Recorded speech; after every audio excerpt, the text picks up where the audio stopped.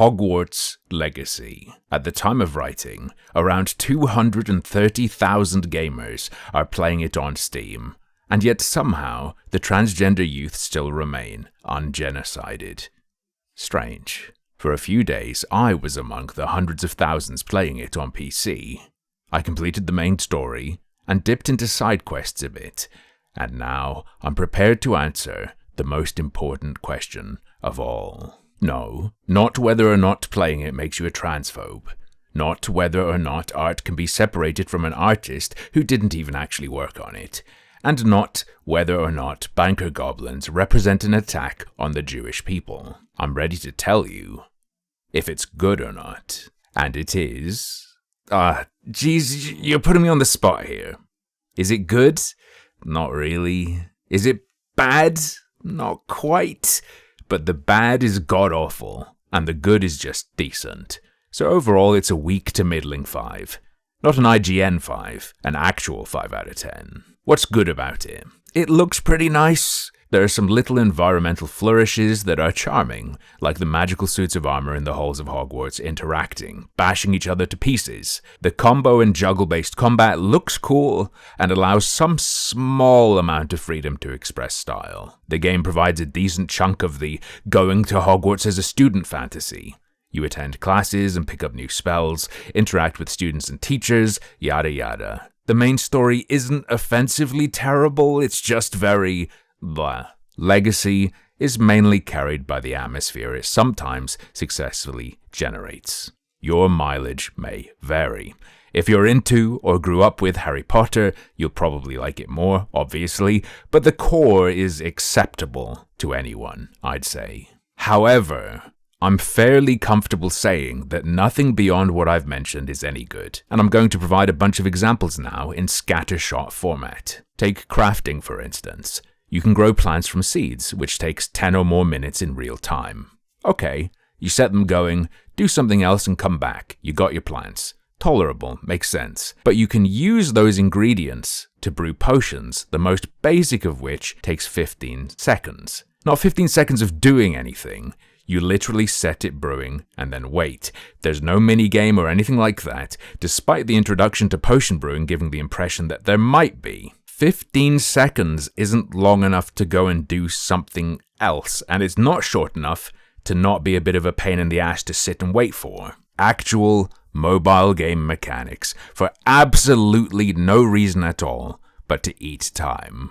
They're not even pressuring you to spend money on gems or something. It's tedium for tedium's sake. You can also fill up a little mystical menagerie with critters, which seems neat at first, until you realize they're just another set of timers and mind-numbing busy work for you to harvest resources from. Personally, I just dropped that whole aspect of the game entirely, and I felt no impact on normal difficulty. I beat the game without using equipment crafting, dying one time on the final boss because I didn't respect its challenge jump for the final hurrah. Oh, and I also died because some of the walls in a goblin dungeon thing don't have collision, and I just leapt through it and fell into an endless void, but I'm not going to count that. This leads me to the conclusion that the gear and all the crafting is just meaningless bloat to justify a price tag.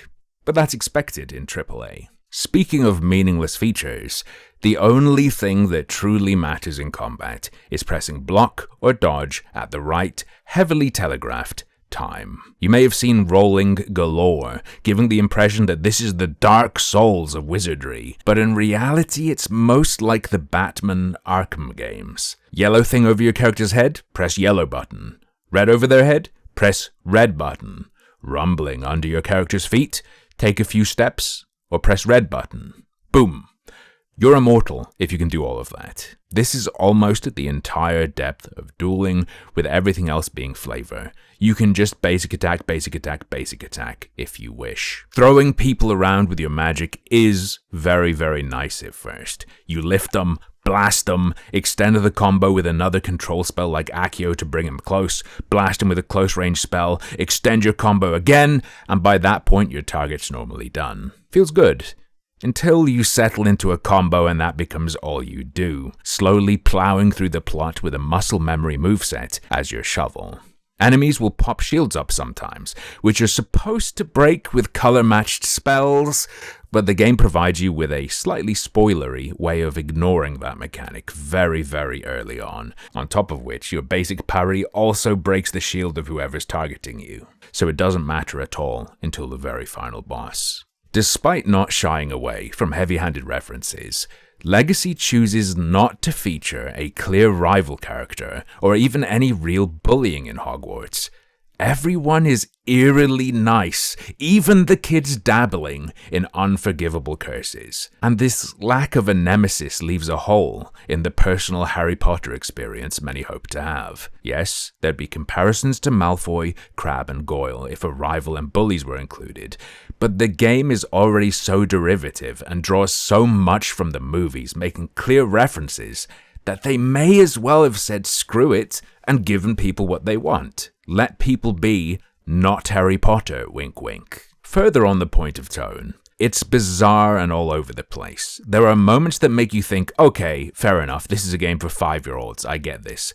But then your buddy will mind control a goblin and make it stab itself to death in a cutscene close-up where it clearly knows what's happening and is terrified, which is then treated as being a pretty naughty thing to do, but not naughty enough to be reported to the school for.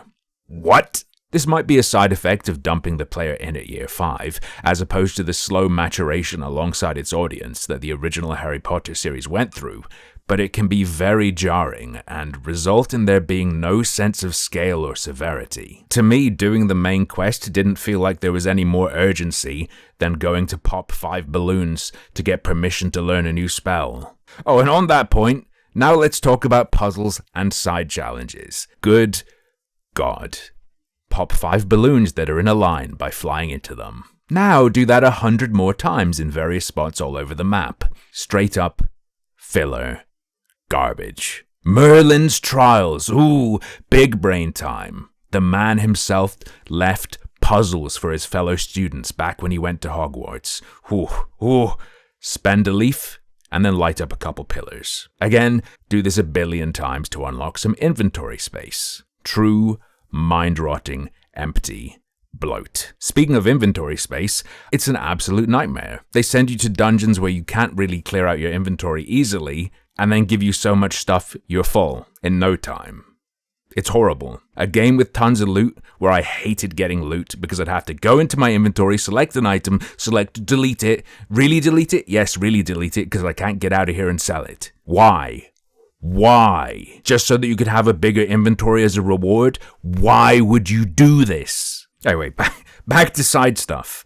You can also come across some doors that look like, holy damn, they want you to solve a simultaneous equation or something like that?